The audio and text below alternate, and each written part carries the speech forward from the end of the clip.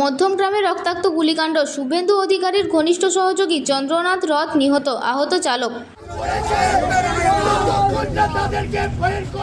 উত্তর 24 পরগনার মধ্যমগ্রামে চাঞ্চল্যকর গুলিকাণ্ড। বিজেপি নেতা শুভেন্দু অধিকারীর ঘনিষ্ঠ সহযোগী চন্দ্রনাথ রথকে লক্ষ্য করে দুষ্কৃতীদের এলোপাতাড়ি গুলি চালানোর অভিযোগ। ঘটনায় মৃত্যু হয়েছে চন্দ্রনাথ রথের, গুরুতর জখম গাড়ির চালকও। বুধবার রাতে এই ঘটনাকে কেন্দ্র করে তীব্র উত্তেজনা ছড়িয়েছে এলাকা জুড়ে। বুধবার গভীর রাত্রে মধ্যমগ্রামের দোহারিয়া এলাকার জাতীয় সড়কের ধারে দাঁড়িয়ে থাকা একটি স্করপিও গাড়িকে ঘিরে ধরে হামলার অভিযোগ ওঠে। প্রত্যক্ষদর্শীদের দাবি, বাইকে করে আসা দুই দুষ্কৃতী আচমকাই গাড়ি লক্ষ্য করে পরপর গুলি চালায়। অভিযোগ, গুলির মূল নিশানায় ছিলেন বিজেপি নেতা তথা শুভেন্দু অধিকারীর আত্মসহায়ক ঘনিষ্ঠ সহযোগী চন্দ্রনাথ রথ। মাথায় গুলি লাগায় ঘটনাস্থলে লুটিয়ে পড়েন তিনি। রক্তাক্ত অবস্থায় তাকে এবং গাড়ি চালককে দ্রুত উদ্ধার করে ভিভাসিটি নার্সিংহোমে নিয়ে যাওয়া হয়। সেখানে চিকিৎসকরা চন্দ্রনাথ রথকে মৃত বলে ঘোষণা করে। আহত চালকের অবস্থা আশঙ্কাজনক বলে হাসপাতাল সূত্রে খবর।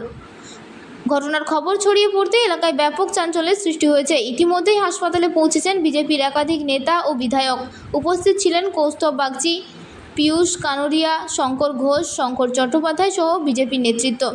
এই ঘটনাকে কেন্দ্র করে রাজনৈতিক মহলেও শুরু হয়েছে জোর চর্চা।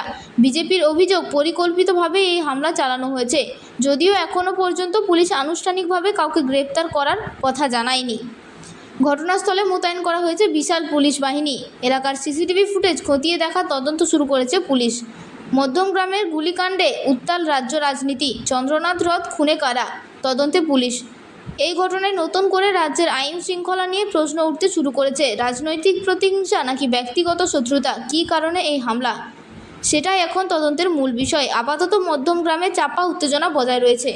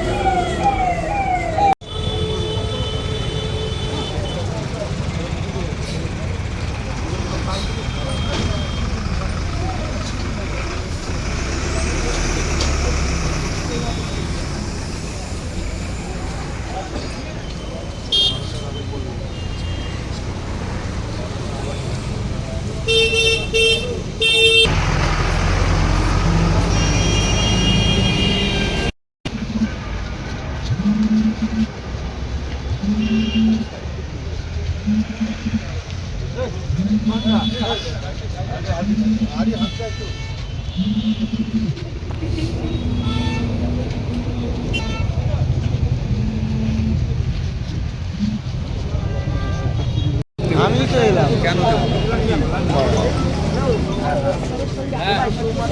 আমি করছি তুই আমি তোকে সব ফেলে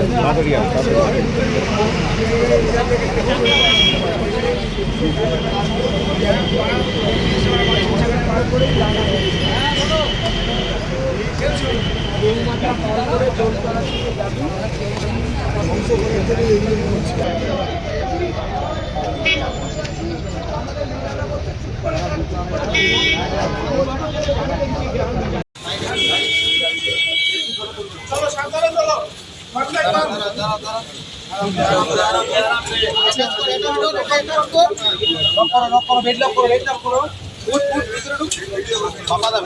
ঠিক আছে, আমরা বেড ধরে রেখেছি।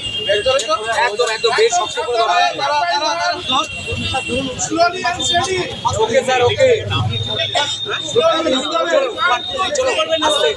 চলো চলো চলো চলো